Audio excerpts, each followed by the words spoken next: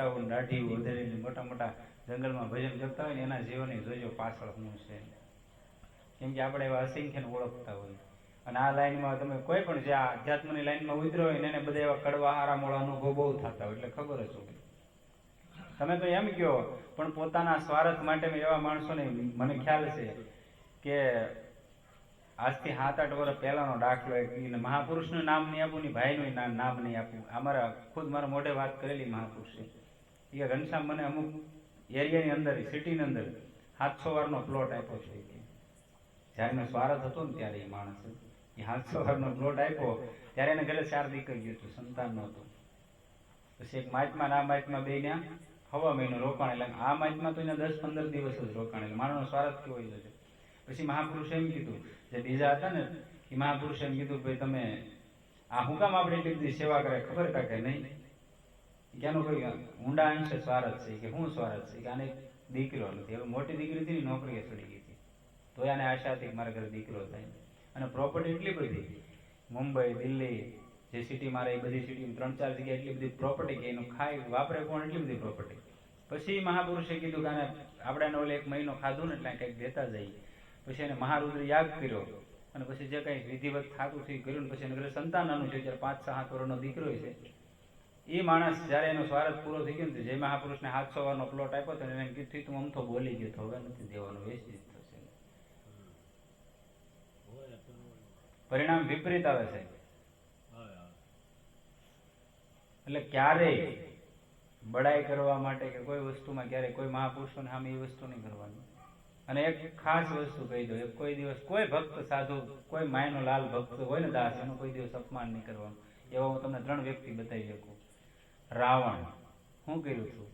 સાધુને રંજાડ્યા હતા, સંતોને ભક્તોને રંજાડ્યા હતા. હું હાલ થયા? કંસ હું હાલ થયા? અને દુર્યોધન હું હાલ થયા? જોઈ લો,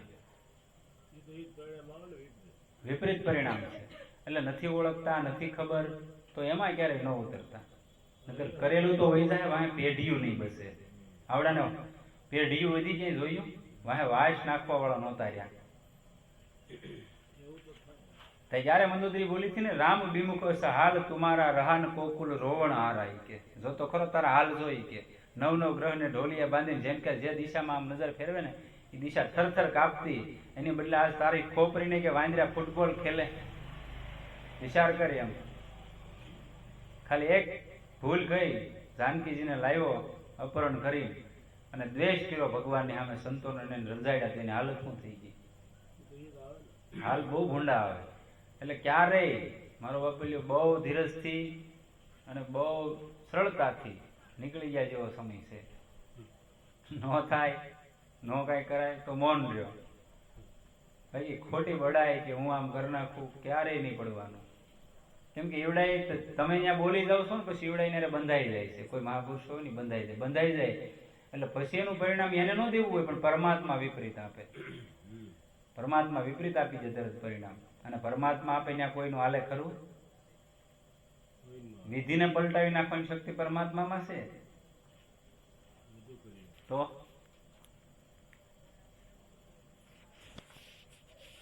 એટલે કે છે પાત્ર ત્યાં નથી તે સાંભળીને ભક્તના વેશમાં આવેલા ભગવાને જોઈ લો 500ના કહેવાથી વેશ મંદિરમાં ગયો તો પાત્ર ત્યાં હતું. તે તો હવે ગભરાઈ ગયું અને જૂઠો સાબિત થયા પછી મને પંચાયત સજા કરશે. તેથી તેણે મંદિરના પાત્રને અન્યત્ર છુપાવી દીધું અને પંચાયતમાં આવીને કહ્યું કે પાત્ર ત્યાં નથી. તે સાંભળીને ભક્તના વેશમાં આવેલા ભગવાન પંચોનો અનુરોધ કર્યો કે તમે બધા મારી સાથે આવીને જોઈ લો, હું તમને પાત્ર દેખાડી દઈશ. પંચોએ બધા મંદિરમાં, પંચ ને બધા મંદિરમાં ગયા. ત્યાં જઈને જોયું તો બધાની આંખો ખુલી રહી ગઈ. મંદિરમાં ચારે બાજુ રજત પાત્રો પડેલા હતા, એક નહીં ચારે બાજુ. આપણા હમણાં કિસ્સો મને ખાસ યાદ નથી મહાપુરુષનું નામ. બાદશાહની કચેરીમાં ગયા હતા, કદાચ આમાં આવી ગયો પ્રસંગ, મને નામ નથી યાદ. એને બાદશાહ રાજી થઈ ગયો ને એને બોલાવ્યો હોય કે ભાઈ તમે આવો મહાપુરુષ. એટલે એને એક પલંગ આપ્યો ભેટમાં, રત્ન જડી. એટલે આ મહાપુરુષે જઈને જમનાજીને પધરાઈ ગયો. એટલે ઓલાને એમ છું કે આને ક્યાં દેવાઈ ગયું કે આવો પલંગ આને આપ્યો ને આને પધરાવ્યો જમનાજીમાં. એટલે એ બધી વાંચતે ગાજતે ગયું બાદશાહ પાસે. એટલે બાદશાહે કીધું તમને ખબર હતી કે આ પલંગ કેટલો કિંમતી હતો એમ? એટલે આને શું કીધું કે તું અહીંયા જમનાજી આવ્યો ને કે તારે જોતા એટલા કાઢી લે, તારો એક નહીં જોતા એટલા કાઢી લે કે એમાંથી મેં તો એક નાખ્યો ને એનથી વધારે કિંમતી રત્ન જડિત એની અંદર પડ્યા, તારે જોતા એટલા લઈ લે. આ સંતની તાકાત હોય. જયારે એના ઉપર આવી જાય ને ત્યારે એ માણસ ઉતરી જતો હોય છે. નહીં તો બને ક્યાં સુધી કોઈકની ગાળે ખાઈ લે, તમાશાય ખાઈ લે, પણ જયારે એમ થઈ ગયું કે ઈશ્વરની સામે કોઈ આંગળી તાકી તેથી ખેર ન હોય, આ વસ્તુ પાકી હોય. જયારે જયારે તમે જોજો કોઈ સંતોને ક્યારે તમને ક્યારેય પણ કહી દીધું છે ને પરમાત્મા સામે ગયો છે ને ત્યારે કહી દીધું છે. જ્યાં સુધી કોઈ સંતોએ તો ક્યારે નહીં કીધું હોય. એની પોતાની માથે ગમે એવી દ્રષ્ટિ પડે ને તો એ સાક્ષી લેતો હોય, પણ ભગવાન સામે કોઈ એમ કે તારો ઈશ્વર આવો તેથી ન સાક્ષી લે. આ વસ્તુ પાકી હોય. બધા જ એક સરખા હતા. વેશ્ય જ્યાં પાત્ર છુપાવીને રાખ્યું હતું ત્યાં જઈને જોયું તો પાત્ર ન હતું. આ પ્રમાણે ચમત્કાર દેખાડીને પોતાનું ગૃહે મૂકેલું પાત્ર ભગવાનને જ અર્પણ કરી દીધું. અને આ બાજુ સાસા ગુરુ સંત સેવાથી નિવૃત્ત થયા ત્યારે તેમનું ધ્યાન પંચાયત તરફ ગયું. હવે આને ખબર પડી કે ભાઈ મારે પંચાયતમાં જવાનું છે. અહીંયા એ સંતોની સેવા કરે છે. ઓલા નરસિંહાને કેમ છું પેલા હવે કે ભારે કરી કે હવે મારા બાબાનું હરાજ છે. અહીંયા બધું પતાવીને ગયો પરમાત્મા ત્યારે. આ એની મસ્તી હોય છે. અને જેને એવું મસ્તીમાં ભજન કર્યું ને એને દુનિયા યાદ કરે ત્યારે એના જ ઇતિહાસ છે. બાકી સજાગ થઈને એમ કીધું કે અમે આમ કરી નાખીને તેમ કરી નાખીને ભગવાનને છેતરવાના ધંધા કર્યા, ન્યાય ક્યારે ઈશ્વર નથી આવ્યો. અને ભાવ વગર ભગવાન આવતો નથી તો સોખું પ્રમાણ છે. ઓલા વિદુરને ઓલા કાંઈ નહોતું અને દુર્યોધનના 56 જાતના મેવાન ત્યાગી ન્યાય જોતો કે ભાઈ બહુ ભૂખ લાગી છે. કેમ કે ભાવ છે ને. અને તેઓ બહુ જ ચિંતિત થયા કે પંચાયતે મારા પર દંડ લગાવી દીધો હશે અને સાથે સાથે મેં બીજાનું ઇજ્જત પાત્ર વેચી દીધું હોવાનો આરોપ પણ સિદ્ધ થઈ જશે. આવું તેઓ વિચારી જ રહ્યા હતા કે આ બાજુના લોકોએ આવીને તેમને પંચાયતની બધી વાત અને મંદિરમાં ઘટેલી આશ્ચર્યજનક ઘટના કહીને તેમને ભક્તિની પ્રશંસા કરવા લાગ્યા. હવે તો તેઓ સ્વયં પણ આશ્ચર્યચકિત થઈ ગયા. પછી પ્રભુની કૃપા સમજીને તેમની લીલાનું સ્મરણ કરીને પ્રેમ મગ્ન થઈ ગયા. કેમ કે તમે જ ત્યાં આવ્યા હતા ને તમે જ આ બધું કર્યું તો બોલો કે ભાઈ હું તો અહીંયા આખો દી મહેનત કરતો હતો, હવે હું ત્યાં ક્યાં પંચાયતમાં ગયો? સાબિતી જ હતી. પણ પરમાત્મા ત્યાં બધી વ્યવસ્થા પૂરી પાડી દેતો હોય છે. આગળ બતાવે છે સવાઈસિંહજીનું ચરિત્ર. શૌર્ય તેજો ધૃતિ દાક્ષમ યુદ્ધે સાપ્યલાયનમ દાનમીશ્વર ભાવસ્વ ક્ષાત્રમ સ્વકર્મ સ્વભાવ ભજમ. ગીતામાં ભગવાન શ્રી કૃષ્ણ અર્જુનને દરેક વર્ણના સ્વાભાવિક કર્મનું વર્ણન કરતા રહીને કહે છે કે હે અર્જુન, સુરવીરતા, તેજ, પરાક્રમ, ધૈર્ય, ચાતુર્ય અને યુદ્ધમાંથી પલાયન ન થવું, દાન આપવું અને સ્વાભિમાન સ્વામી ભાવ આ બધા ક્ષત્રિયના સ્વાભાવિક ધર્મ છે. આવા જ ગુણધર્મવાળા ક્ષત્રિય રાજપૂત હતા શ્રી સવાઈસિંહજી અને તેઓ મહાન સંતસેવી અને પરોપકારી સ્વભાવના હતા. એકવાર એક ભક્ત દંપતી વનમાર્ગથી જઈ રહ્યા હતા અને તેમની પાસે ધન સંપત્તિ જોઈને લૂંટારોએ તેમને લૂંટી લીધા. અને તે ભક્ત દંપતીએ બાજુના ગામમાં જઈને ફરિયાદ કરીને ગામના બીજા લોકોએ તો બહુ જ તૈયારી ન બતાવી, પરંતુ શ્રી સવાઈસિંહજી થી ભક્તોનું કષ્ટ જોઈ ન શકાયું અને તેઓ પોતાની અસ્ત્ર શસ્ત્ર લઈને ઘોડા પર બેસીને લૂંટારોની પાછળ દોડ્યા અને ડાકુઓની સંખ્યા 13 હતી. અને શ્રી સવાઈસિંહજીને એકલા જોઈને તેમને ઘેરી લીધા. અને શ્રી સવાઈસિંહે પણ સોરોને લલકારીને કહ્યું કે ધન સંપત્તિ મૂકીને ભાગી ગયો અન્યથા માર્યા જશો. એ કે મૂકી જો આજે તમે લઈને જાઓ છો. હવે ઓલા એકલા ને ઓલા 13 જણા 13 એકને પગવા જાય તોય આને શું કીધું ભાઈ તમે મૂકીને વયા જાઓ કે માર્યા જશો. અને સંતોને કષ્ટ આપનારા કદી સુખી રહી શકતા નથી. હવે તો તે બધા આમના પર પ્રહાર કરવા લાગ્યા, ક્યાં એક અને ક્યાં 13. સવાઈસિંહજીના પ્રાણ સંકટમાં પડી ગયા, પરંતુ તે સમયે ભગવત કૃપાનો ચમત્કાર થયો અને લૂંટારોના અસ્ત્ર શસ્ત્રો શ્રી સવાઈસિંહજીનો સ્પર્શ થતા જ ટુકડે ટુકડા થઈ ગયા. આ ભક્તિની તાકાત હોય. કદાચ પોતે ન આવે તો બસાવી લે.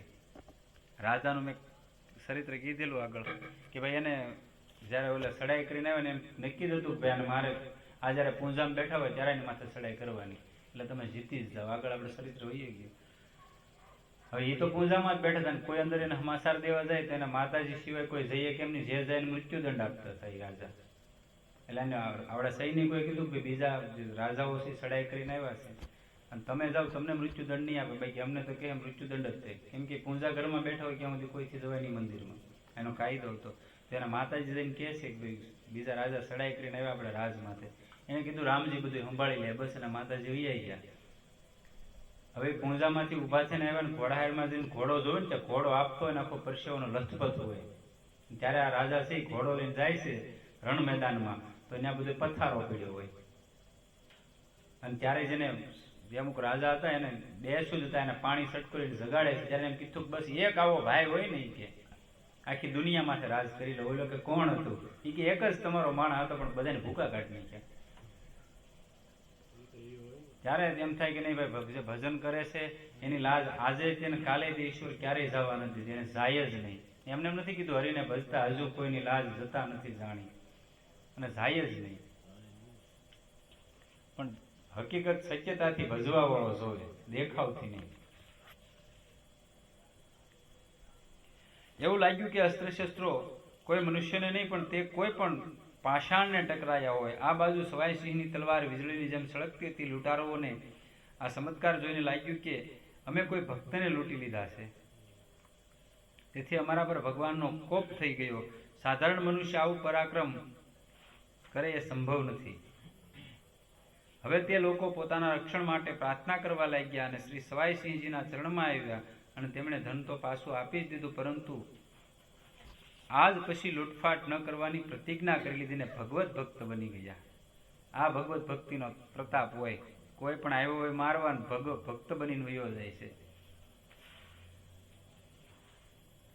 આગળ બતાવે છે નાપાજીનું ચરિત્ર. મહાન શ્રી નાપાજી મહાન સંત સેવી ભગવત ભક્ત ગૃહસ્થ હતા, અને તેમનો જન્મ ખોસા નજીકના એક ગામમાં થયો હતો, અને તેઓ જાતિના માળી હતા. તેમને જ્યાં સતત સંત મંડળીઓ આવતી રહેતી હતી, અને કથા કીર્તન અને સત્સંગ થતો હતો. આ સંત મંડળીઓ તો વહી ગઈ બધેથી, હાવ નેસ્ત નાબૂદ થઈ ગઈ હોય ને. પેલા એક જમાયતું આવતી ગામડે ગામડે, આજ તો ઈ બધું અસ્ત વ્યસ્ત થઈ ગયું, કાંઈ સેજ નહીં, કોઈ આવતા જ નથી. પેલા ચાતુર્માસ ને હોય તે સંતો અમુક અમુક ગામમાં રોકાવા આવતા, કેવા જે અમુક ખેડૂતો હોય ને ઘરે રોકાતા, પટેલો હોય એવા બધા હોય જે કહેવાતા, બોલે કે ને પેલા પટેલના મુખીને એવું હતું, એના ઘરે રોકાતા સંતો 15-15, 20-20 દિવસ. અને ત્યારે ગામમાં એ સંસ્કાર પડતો. આજ તો બધું નેસ્ત નાબૂદ થઈ ગયું. તો પછી આજ તો વધ્યું હું કે આપણે મારી તમારે જે ટીવી ને મોબાઈલ, એટલે સંસ્કાર નામનો સાંટો રહ્યો નહીં. અમુક અમુક ગામડામાં પેલા પાંડુરંગ દાદા શાસ્ત્રી હતા, એના જે દાયકો હતો એમાં જ ઘણું બધું જાગૃતતા હતી. અત્યારે તો ઈ વયું ગયું. અમુક અમુક ગામડા છે જ્યાં છે ત્યાં, બાકી ઈ વયું ગયું. અસ્ત થતું જાય ધીરે ધીરે, હાવ. એટલે ધીમે ધીમે જે અસ્ત થઈ જાય છે પછી સંસ્કાર રહેવાનો જ નથી. તો પછી આગળ જતા વર્ણશંકર પ્રજાત થવાની છે, ચોખ્ખી વાત છે. થઈ જ ગઈ એમ માનો ને અત્યારે. ઈ સમય આવી ગયો.